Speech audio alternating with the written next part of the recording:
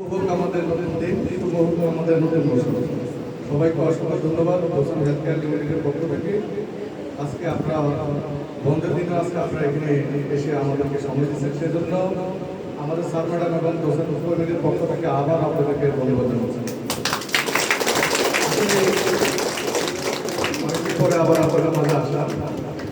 অনেকে বলেন স্যার আপনাকে দেখি না, কালকে একজন বলুন স্যার আপনাকে অনেকদিন দেখি না।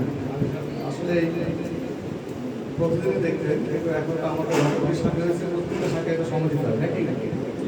আলহামদুলিল্লাহ আপনাদের জন্য একটা সুখবর আছে। প্রথমে সুখবরটা বলি, আমাদের আগে ছিল 11টা শাখা, কয়টা? এখন আলহামদুলিল্লাহ 17টা শাখা হয়েছে। এই শাখাগুলি আমি একটা করে নেই, এগুলির সাথে আপনারা জড়িত। প্রত্যেকটা শাখা আমাদের, আমার না, তাদের আমাদের। এখান থেকে সেবানে কারা? আমাদের আত্মীয় স্বজন, মা বাবা, ভাই বোন, এই বাংলাদেশের মানুষ, ঠিক না? এর জন্য আমরা এখানে ধর্ম বর্ণ নির্বিশেষে প্রত্যেকটা গোত্রের মানুষের আজকে সেবা গ্রহণ করতেছি।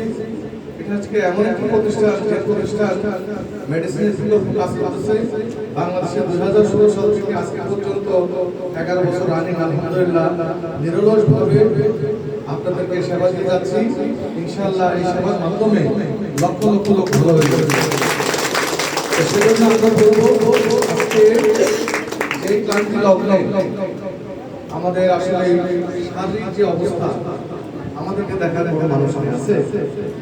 আমাদের বাংলাদেশের যে চিকিৎসার অবস্থা, কিছুদিন আগে আমাদের স্বাস্থ্য সচিব আমাদের এখানে আসছে। উনি আমাদের এখানে প্রায় 18 দিন সেবা নিচ্ছেন। কতদিন?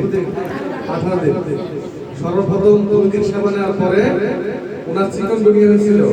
চিকনগুনিয়া চিনেন? চিকনগুনিয়া কি হলে কি হয়? হাত পাকে হয়ে যায়, ধরা যায় না নাকি? একটা বাজারের ব্যাগও নেওয়া যায় না নাকি? টাকাও গোনা যায় না, এত অবস্থা খারাপ। তো উনি 80% সুস্থ হয়ে গেছে আলহামদুলিল্লাহ।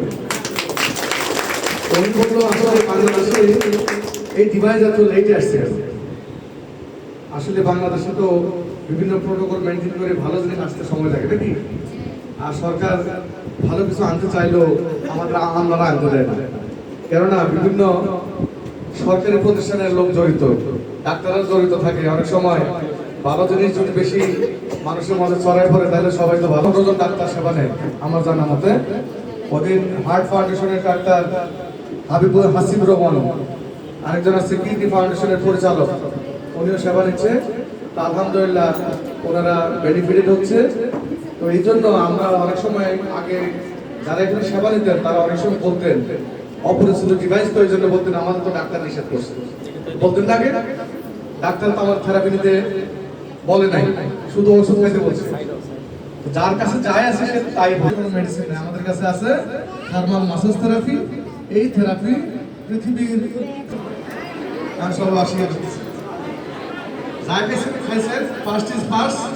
এখন হচ্ছে যে আমাদের বিকল্প রাস্তা যদি থাকে, তাহলে আমরা গ্যাস্ট্রিক ওষুধ খাবো, ঠিক না?